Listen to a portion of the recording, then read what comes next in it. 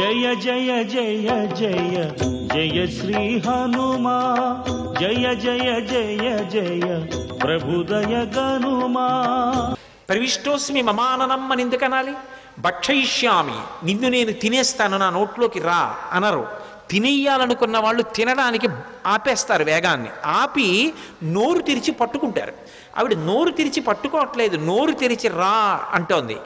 ఏమిటి తేడా, ఎందుకని? అది వివేకం అంటే. అది ఉందా హనుమకి? తట్టుకుంటారా రేపు లంకలో? ఇది పరీక్షిస్తున్నారు దేవతలు. వెంటనే ఆయన మహానుభావుడు హనుమ చూశారు, ఇదేదో ప్రతిబంధకం వచ్చిందే, రాక్షసు వచ్చిందే, నోరు తెరిచిందే. ఆయన ఏం బెంగపెట్టుకోలేదు. వెంటనే ప్రహృష్టవదన శ్రీమాన్ ఇదం వచనమబ్రవీత్. ఆయన ముఖంలో సంతోషం అలాగే ఉంది. ఉపాసన చేసేవాడు దైవాన్ని చేరాలనుకునేవాడికి అనేకమైన కష్టాలు వస్తాయి. ఒక్కొక్కసారి సన్మానాలు వస్తాయి, ఒక్కొక్కసారి పెద్దవాళ్లతో పరిచయాలు వస్తాయి, ఒక్కొక్కసారి ఎంతటి వాళ్ళు నమస్కారం చేస్తారు, ఒక్కొక్కసారి ఎవడో రాళ్ళు విసురుతాడు. ఆ రాళ్ళు విసిరాడని బెంగపెట్టుకోకూడదు, పువ్వులు జల్లారని పొంగిపోకూడదు. రెండిటికీ తట్టుకోవాలి. సురస వచ్చి ఎదురుగుండా నిలబడింది రాక్షసీ రూపంలో, ఆయన బెంగపెట్టుకోలేదు. బెంగపెట్టుకోలేదని చెప్పడానికి మహర్షి అద్భుత ప్రయోగం చేస్తారు. ప్రహృష్టవదన శ్రీమాన్ ఇదం వచనమబ్రవీత్. పరమ సంతోషంతో ఆవిడ వంక చూశారు. చూసి రామకథ చెప్తారు. హనుమ సుందరకాండలో 1కి 10 మాటలు రామకథ చెప్తారు, అందుకు వింటారు సుందరకాండ. కానీ చెప్పేటప్పుడు మళ్ళీ మొత్తం కథంతా చెప్పరు, ఎక్కడ ఎలా చెప్పాలో అలాగే చెప్తారు అంతే. ఒక్కొక్క చోట సంక్షిప్తంగా చెప్తారు. ఈ పరిస్థితుల్లో రామకథ వివరంగా చెప్పడం కుదరదు.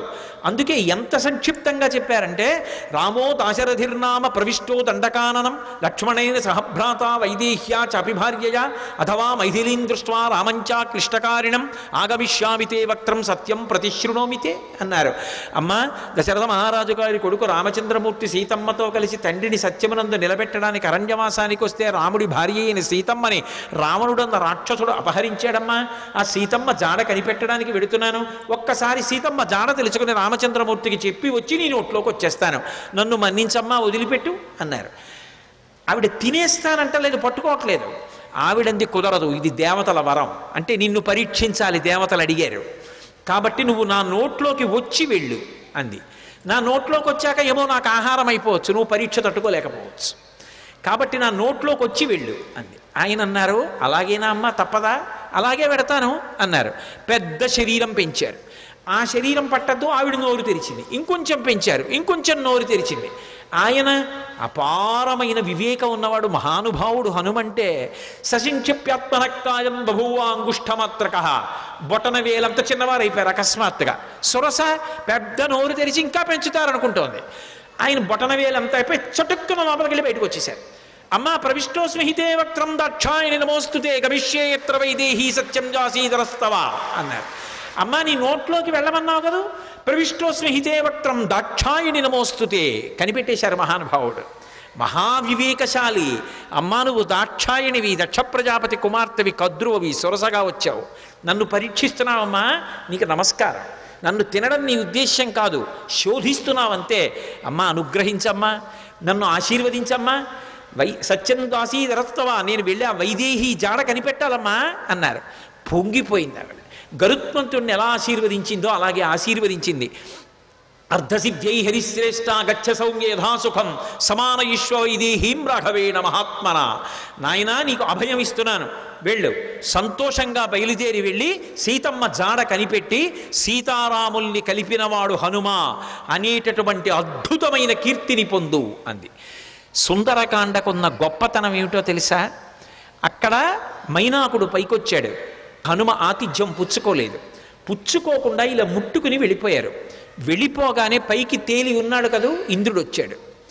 ఇంద్రుడు రాగానే తన రెక్కలు తరిగేస్తాడనుకున్నాడు మైనాకుడు. ఆయన అన్నాడు, వచ్చి చూసి, హిరణ్యనాభ శైలేంద్ర పరితిష్టోస్మితే భృజం అభయంతే ప్రయచ్ఛామి తిష్ట సౌమ్య యథాసుఖం అన్నాడు.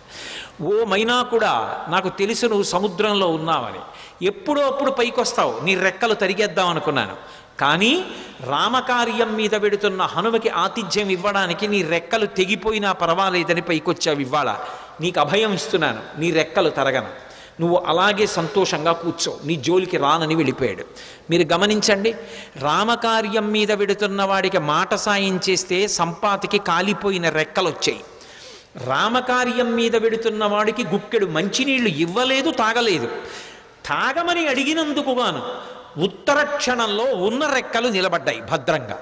రామ కథకి సుందరకాండకి ఉండేటటువంటి శక్తిని చెప్పకుండా చెప్తారు మహర్షి.